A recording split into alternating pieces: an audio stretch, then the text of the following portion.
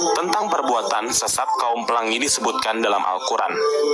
Sementara dalam kisah lain, sebelum tersesat dalam perilaku homoseksual dan lesbian, kaum Nabi Lut disebut-sebut dianugerahi keistimewaan, terutama kerjasama yang amat baik, suka bergotong royong dan bersatu padu.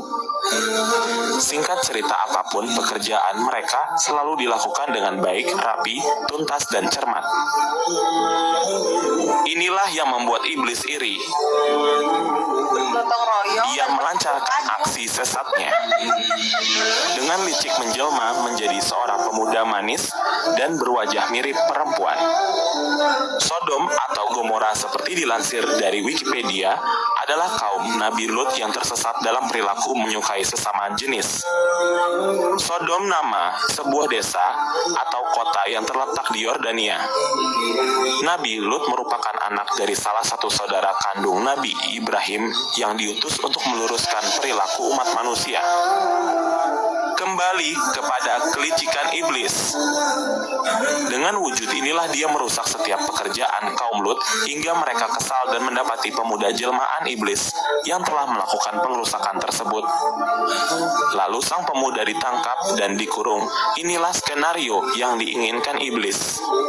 Malam itu juga dia berakting pura-pura menangis sedih hingga membuat sang penjaga kasihan dan bertanya kepada pemuda jelmaan iblis tersebut, "Ada apa denganmu?"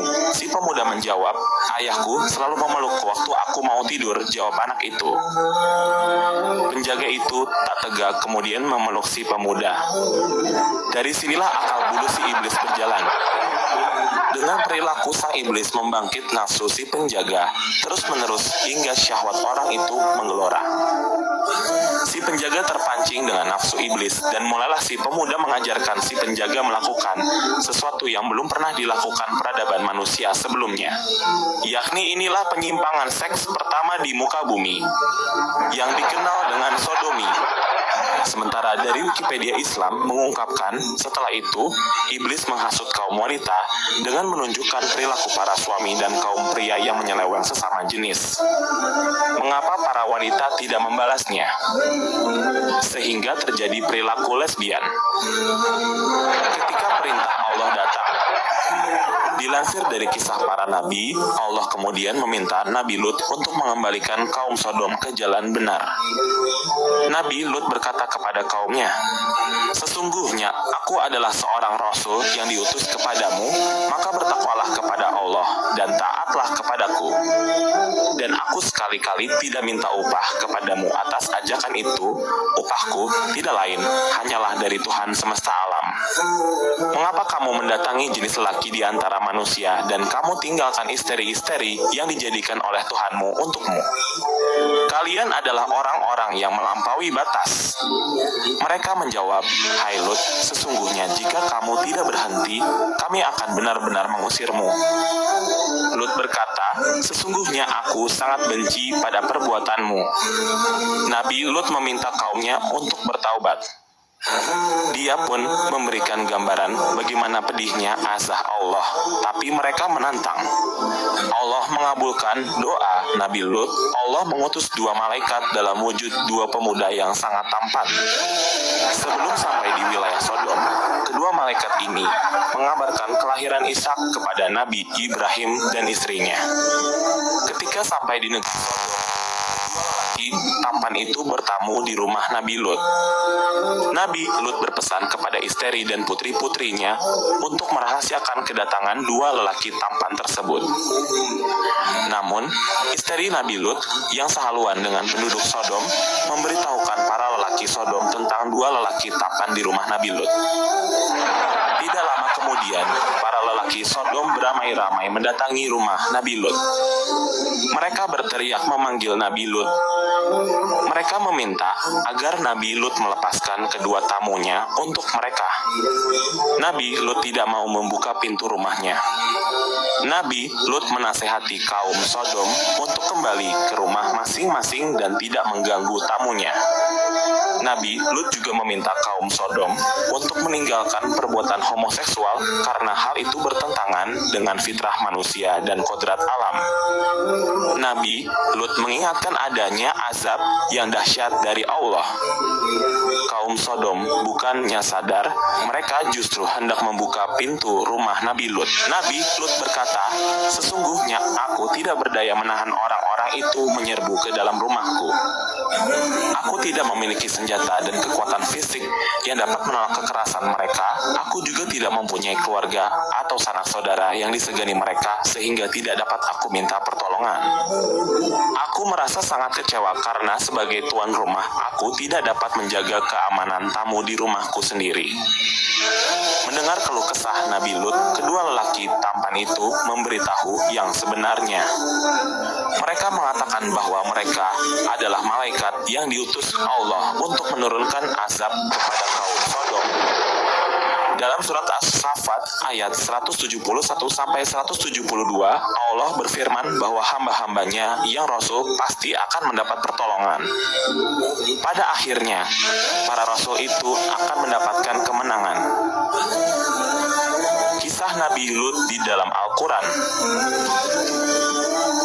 Kisah Nabi Lut dalam Al-Quran terdapat pada 85 ayat dalam 12 surah, diantaranya surah Al-Anbiya ayat 74 dan 75, surah Hud ayat 77 sehingga ayat 83, surah Al-Qamar ayat 33 sehingga 39, dan surah At-Tahrim ayat 10. Azab kemudian datang. Dengan langkah sangat cepat dan mantap, Nabi Lut keluar dari kediamannya selepas tengah malam. Dia memboyong seluruh keluarganya, yakni seorang istri yang ia cintai, 2 putrinya. Tanpa menoleh dan berjalan cepat menuju keluar kota, bahkan sekalipun tidak melirik ke kiri atau ke kanan. Dia sudah membulatkan tekad meninggalkan kampung Sodom, umatnya yang kini tersesat dalam perilaku menyukai sesama jenis itu. Namun, Lut tidak pernah tahu sang istri yang setia menemaninya dalam suka dan duka selama ini ternyata berlaku khianat dan menjadi musuh dalam selimut. Sang istri selalu menoleh ke belakang dan tertinggal jauh. Ingin mengetahui apa yang akan menimpa atas kaumnya, seakan-akan meragukan kebenaran ancaman para malaikat yang telah didengarnya sendiri. Bahkan kampung kaum Sodom akan dihancurkan oleh malaikat yang marah karena murka Allah kepada hambanya sudah tergoda dan tersesat oleh iblis. Begitulah ketika fajar menyingsing, bergetarlah bumi dengan dahsyatnya, mengguncang kota Sodom, tidak terkecuali istri Nabi Lut yang munafik itu tenggelam bersama lulu lantaknya negeri, atau lebih tepatnya sebuah desa. Getaran itu didahului dengan gemuruh dahsyat gempa bumi disertai angin yang kencang dan hujan batu api yang menghancurkan dengan serta-merta kota Sodom beserta semua penghuninya. Semoga kisah negeri Sodom menjadi sebagai pengingat bagi kita semua tentang bahayanya perilaku penyimpangan seks terhadap sesama jenis. Perilaku gay atau lesbian ini jelas perbuatan yang mengundang murka Allah. Tidak ada ampunan kecuali dengan taubat nasuha.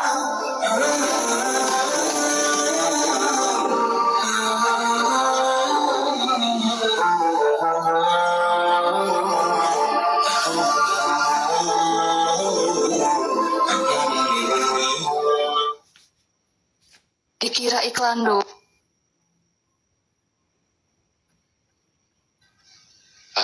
Ada pada tidur belum? Ada pada tidur belum? Mau lagi dongengnya? Setia, Mbak, setia. Ada yang masih mau dongeng nggak? Muter lagi. Mana yang lebih menggetarkan gitu, ah?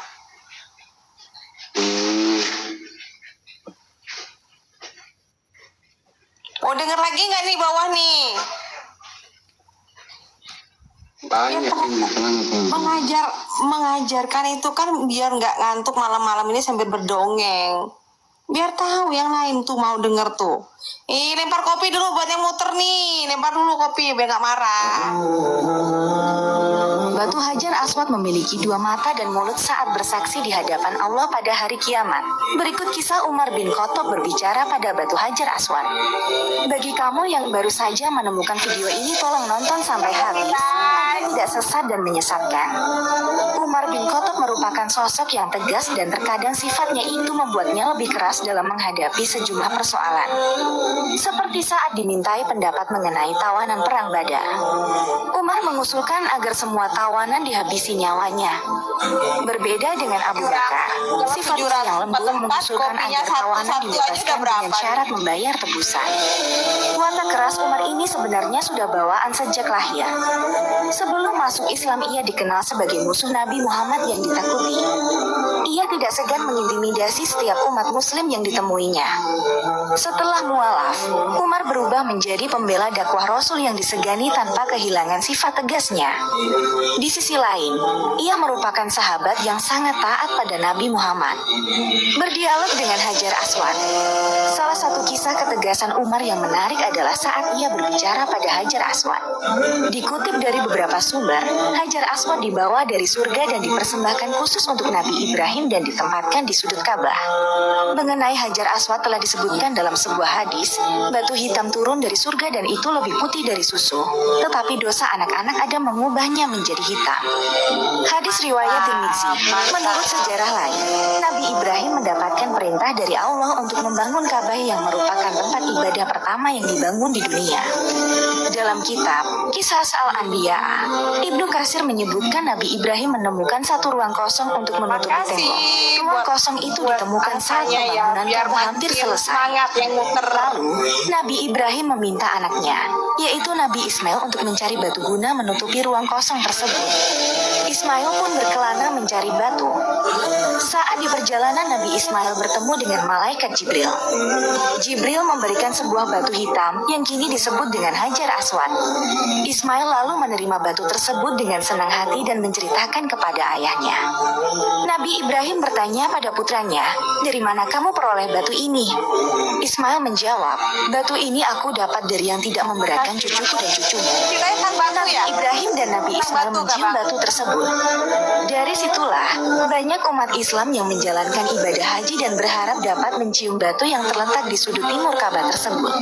Pada suatu hari, Umar bin Khattab menyaksikan Rasulullah mencium Hajar Aswad. Sebagai muslim yang sangat loyal dengan sunnah Rasul, Umar pun mengikutinya. Hanya saja, sebelum mencium batu hitam itu, ia mengatainya, seolah sedang berbicara kepada seseorang yang sedang ia marahi. "Sungguh, aku tahu kau ini hanya batu yang tidak bisa berbuat apa-apa. Andai saja Nabi tidak menciummu, aku pun tak akan pernah menciummu." Kisah ini dicatat Imam Al-Ghazali dalam Ihya Ulumuddin dengan mengutip hadis riwayat Imam Bukhari berikut. Sesungguhnya Rasulullah mendatangi Hajar Aswad dan menciumnya. Umar bin Khattab kemudian berkata kepada Hajar Aswad, "Sungguh aku tahu bahwa kau hanya batu, tidak bisa memberikan mudarat dan manfaat. Sungguh, andai aku tidak melihat Nabi menciummu, niscaya aku pun tidak akan menciummu." Hadis riwayat Bukhari. Dalam hadis yang lain dengan redaksi hadis sedikit berbeda disebutkan, "Sesungguhnya Umar bin Khattab berkata kepada rukun Hajar Aswad, 'Sungguh aku mengetahui bahwa kamu hanyalah batu yang tidak bisa mendatangkan mudarat maupun manfaat. Namun kalau bukan karena aku telah melihat Nabi menciummu, tentu aku tidak akan menciummu.' Maka dia menciumnya lalu berkata, 'Kenapa pula kita harus berlari-lari kecil? Sungguh kami telah menyaksikan orang-orang musyrikin melakukannya, namun kemudian mereka dibinasakan oleh Allah.' Dia berkata lagi, 'Berlari-lari kecil ini adalah sesuatu sunnah yang telah dikerjakan oleh Nabi dan kami tidak suka bila meninggalkannya.'" Hadis riwayat Abdullah bin Umar. Setelah Umar mencium batu itu, ia menangis dengan keras dan menoleh ke belakang. Ternyata ada Ali bin Abi Thalib. Umar berkata, Wahai Abu Hasan, nama panggilan untuk Ali bin Abi Thalib, disinilah tempat menumpahkan air mata dan doa-doa yang dikabulkan. Ali kemudian berkata, wahai Amirul Muminin, Hajar Aswad ini bisa memberi mudarat dan manfaat. Bagaimana mungkin? Kata Umar. Sesungguhnya ketika Allah mengambil janji atas keturunan Adam, dia menetapkan suratan dan meletakkannya pada Hajar Aswad. Batu tersebut akan menjadi saksi bagi umat muslim yang menepati janjinya. Demikian pula menjadi saksi bagi orang kafir yang mengingkarinya. Jawab Ali menjelaskan. Penjelasan Ali ini mengacu pada firman Allah dalam surat Al-A'raf ayat 173 tentang janji yang disanggupi anak cucu Adam saat masih dalam alam arwah. Al-Ghazali dalam kitabnya Ihya Ulumuddin 2016 juz 1 halaman 327. Lebih lengkapnya Az-Zabidi dalam Ithafus Sadatil Muttaqin mengisahkan, begitu Allah selesai menciptakan Nabi Adam, diusaplah punggung Adam dan keluar keturunan-keturunannya yang berjanji kepada Allah untuk menyembah dan menaatinya. Janji itu ditulis dalam sebuah kertas yang dimasukkan ke mulut Hajar Aswad. Kelak, di akhirat batu mulai itu memiliki kedua mata dan mulut untuk menjadi saksi atas janji anak cucu Adam dulu. Dalam kitab karangan Az-Zabidi, Ithafus Sadatil Muttaqin, tahun 2016 juz IV, halaman 470. Adapun pesan moral dalam dialog Umar bin Khattab dengan batu Hajar Aswad. Sekilas sikap Umar terhadap Hajar Aswad di atas seolah menunjukkan dirinya tidak mempercayai keutamaan-keutamaan yang dimiliki oleh batu mulia itu. Tapi jika ditelisik lebih dalam, ada hikmah besar di balik ucapannya. Saat peristiwa ini terjadi, kualitas keimanan masyarakat Makkah yang belum kokoh mengingat mereka belum lama memeluk Islam.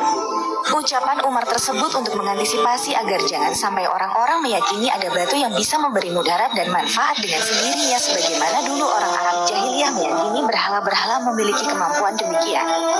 Jadi, Umar tetap meyakini sejumlah keistimewaan yang dimiliki Hajar Aswad, termasuk bisa melebur dosa dengan mencium atau menyentuhnya.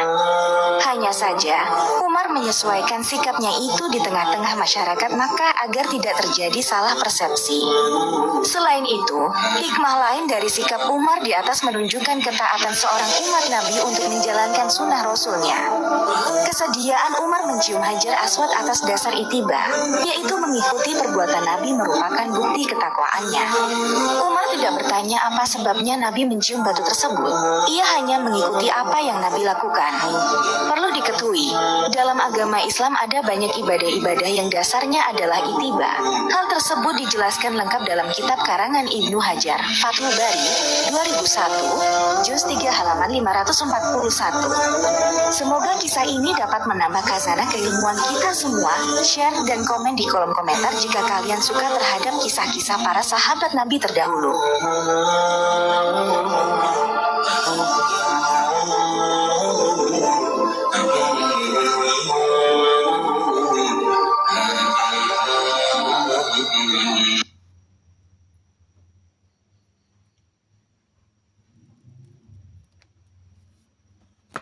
Itu tentang kisah batu ya. Lanjut. Lanjut. Lanjutlah.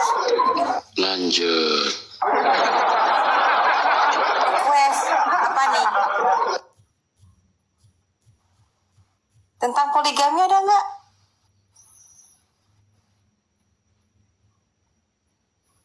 Apa yang ada yang menarik di situ?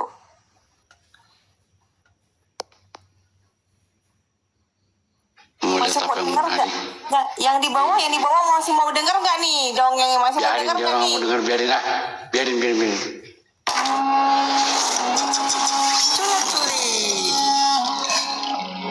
Jangan gitu lah, lanjut Ketika katanya. perhitungan amal telah selesai dan penduduk surga telah memasuki surga Kopi dulu dan guys. penduduk neraka Jangan telah apa-apa. memasuki neraka. Lanjutlah. Lihat, itu setan yang menyesatkan kita. Iya, benar. Mari kita tutup dia. Hei setan, kamu harus bertanggung jawab. Apa maksud kalian? Bukankah kamu yang menyesatkan kita semasa di dunia? Kopi Benar? guys. Lalu apa yang kalian inginkan? Kami sekarang berada di neraka karena mengikuti ajakanmu. Maka sekarang selamatkanlah kami. Kalau aku bisa, maka aku sendiri tidak berada di sini sekarang. Dasar penipu, benar. Dasar penipu. Kemudian setan akan berkhutbah Kopi di guys, hadapan sampai penghuni 2K neraka. guys. Sungguh Allah telah menjanjikan pada kalian janji yang benar, berupa pahala bagi orang yang taat dan siksaan bagi orang yang bermaksiat. Maka Allah memenuhi janjinya.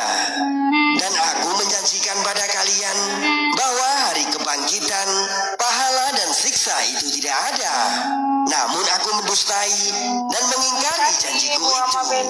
Dan aku tidak memiliki kuasa atas kalian untuk memaksa kalian berbuat kekafiran dan kemaksiatan semasa kalian di dunia. Namun aku hanya mengajak kalian saja pada kesesatan dan kalian dengan senang hati mengikutiku. Maka janganlah kalian mengolokku. Akan tetapi oloklah diri kalian sendiri. Karena dosa itu adalah dosa kalian sendiri. Aku tidak dapat menolong kalian. Dan kalian juga tidak dapat menolongku dari azab Allah. Aku berlepas diri Sama-sama nggak bisa dari menolong. perbuatan kalian di dunia yang menjadikanku sebagai sekutu Allah dalam ketaatan. Jelas. Sesungguhnya orang-orang yang zalim itu mendapat siksaan yang pedih. Kan. Ajarannya nggak jelas, menyedihkan. Tawa pula.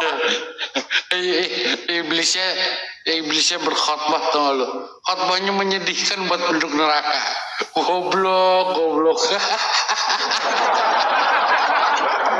Iblisnya berkhotbah di neraka, cuy. Lu bisa bayangin. Aduh. Ini ada lagi nih lucu, ntar ya. Aduh. Tahu nggak? Iblis saja bahkan dikhianati. Ada pengkhianatnya. Kita lihat.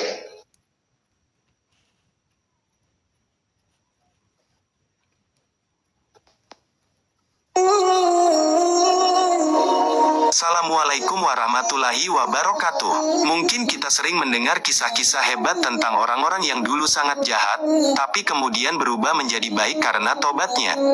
Ada juga yang berasal dari kepala perampok kemudian bertaubat dan akhirnya berkat amalannya diangkat menjadi waliullah. Tapi, kali ini kita punya kisah yang unik. Karena ini adalah kisah cicit atau anak cucunya iblis laknatullah yang bertaubat kembali ke jalan Islam.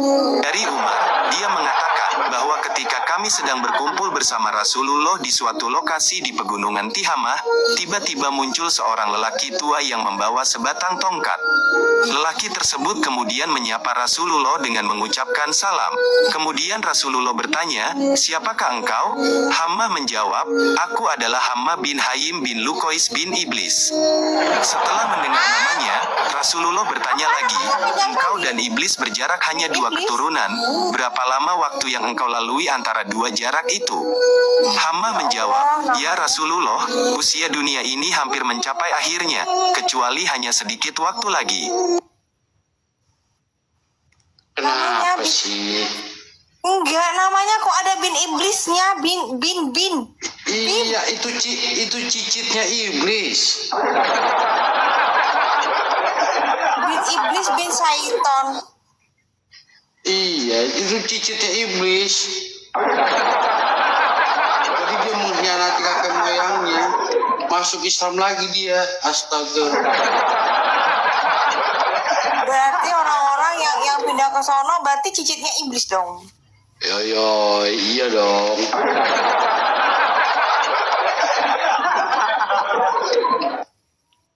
Ketika KB Qabil membunuh Habil, aku masih seorang anak-anak. Meskipun demikian, aku telah diperbolehkan untuk merusak makanan dan memutuskan hubungan perkawinan.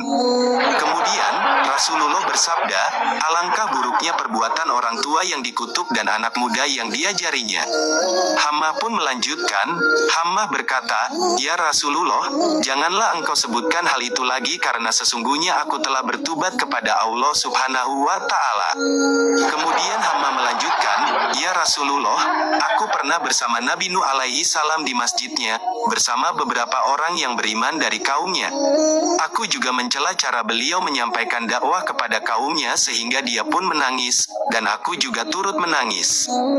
Aku juga termasuk yang menyesal atas perbuatan itu, dan aku berlindung kepada Allah Subhanahu wa Ta'ala agar tidak termasuk yang jahil. Hammah melanjutkan ceritanya, ya Rasulullah, aku juga mengatakan kepada Nabi Nuh alaihi salam, wahai Nuh, aku termasuk yang bersahabat dengan pembunuhan yang dilakukan oleh Qabil yang menumpahkan darah orang yang berbahagia dan mati syahid dari anak Adam. Apakah menurutmu taubatku masih dapat diterima? Kemudian Nabi Nuh alaihi salam menjawab, wahai Hammah, berhasratlah terhadap kebaikan. Hammah melanjutkan dengan kata-kata bijak dari Nabi Nuh alaihi salam, dan lakukanlah kebaikan sebelum muncul penyesalan dan kerugian. Sesungguhnya aku telah membaca apa yang diturunkan Allah Subhanahu wa Ta'ala kepadaku, dan tidak ada seorang hamba pun yang bertaubat kepada Allah Subhanahu wa Ta'ala, melainkan Allah Subhanahu wa Ta'ala akan menerima taubatnya. Oleh karena itu, ambillah air wudhu dan bersujudlah 2 kali. Hammah dengan cepat melaksanakan apa yang telah diperintahkan kepadanya. Ketika ia bersujud, Nabi Nuh alaihi salam memanggilnya, angkatlah kepalamu, karena sesungguhnya taubat bagimu sudah turun dari langit. Namun Hammah tetap terus bersujud kepada Allah Subhanahu wa Ta'ala tanpa mengangkat kepala. Ia juga mengatakan bahwa seringkali ia bertemu dengan Nabi Yakub alaihi salam dan Nabi Yusuf alaihi salam di tengah-tengah orang-orang awam yang buta huruf. Selain itu, ia pernah bertemu dengan Nabi Ilyas alaihi salam di lembah. Selama perjalanannya, ia juga memiliki kesempatan bertemu dengan Nabi Musa alaihi salam. Ketika bertemu dengan Nabi Musa alaihi salam, Nabi Musa alaihi salam memberikan pesan kepada Hammah, jika engkau sempat bertemu dengan Nabi Isa alaihi salam, putra Maryam, sampaikan salamku kepadanya. Kemudian, ketika Hammah bertemu dengan Nabi Isa alaihi salam, ia dengan penuh penghormatan menyampaikan salam dari Nabi Musa alaihi salam.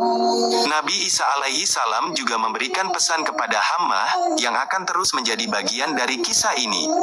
Setelah Hammah mengungkapkan riwayatnya bertemu dengan para nabi terdahulu dan pesan salam dari Nabi Isa alaihi salam, yang harus disampaikan kepada Nabi Muhammad sallallahu alaihi wasallam, Rasulullah sallallahu alaihi wasallam memandang ke arah yang jauh, mungkin dalam renungan dan kesyukuran atas pesan tersebut. Kemudian, Rasulullah sallallahu alaihi wasallam menangis dan berkata, salam atas Nabi Isa alaihi salam selagi dunia masih ada, dan salam atasmu, wahai Hammah, di atas amanah yang telah engkau sampaikan kepada aku. Hammah pun dengan rendah hati mengatakan, wahai Rasulullah, lakukanlah sebagaimana yang pernah dilakukan oleh Nabi Musa alaihi salam kepada aku. Beliau mengajarkan aku kitab Taurat. Kemudian, Rasulullah shallallahu alaihi wasallam membacakan kepadanya beberapa surah dari Al-Quran, termasuk surah Al-Waqiah, Al-Mursalat, Al-Naba, Al-Tawir, Al-Ikhlas, Al-Falak, dan surah Anas. Sayyidina Umar bin Khattab radhiyallahu anhu berkata, bahwa ia tidak tahu apakah Hammah, keturunan iblis yang telah bertaubat itu masih hidup atau sudah meninggal dunia. Ketika pertemuan mereka, Rasulullah shallallahu alaihi wasallam hanya bertanya kepada Hammah apa yang ia butuhkan. Setelah pertanyaan tersebut, Rasulullah shallallahu alaihi wasallam dan mereka berdua tidak berbicara lagi hingga saat mereka harus berpisah. Kisah ini memberikan pesan kuat bahwa para nabi dan rasul memiliki tanggung jawab yang serupa, yakni menyampaikan risalah dan ajaran Allah Subhanahu wa Ta'ala kepada umat manusia. Dan para nabi serta rasul juga mengajak umat manusia untuk tunduk dan menyembah hanya kepada Allah Subhanahu wa Ta'ala. Selain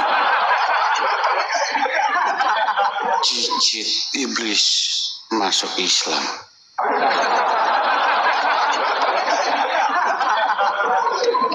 Sekarang lu ngerti kan Ada kenapa gue jadi gila? itu yang sama babu Yang sama babu. Oh, sama babu. Oh, ada. Ah, lu sih ngoyok-ngoyok ini tujuannya satu, biar akun gue hilang. Ayo ngaku. Ganti akun lah kalau gitu, ganti akun. Ayo ngaku. Enggak. Jangankan akun kamu hilang, aku aja nggak mau kehilangan kamu kok. Udah, ganti akun aja kalau gitu.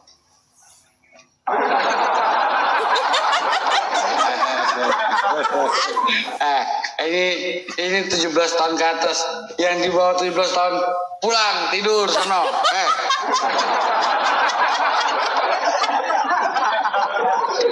Udah, ganti akun.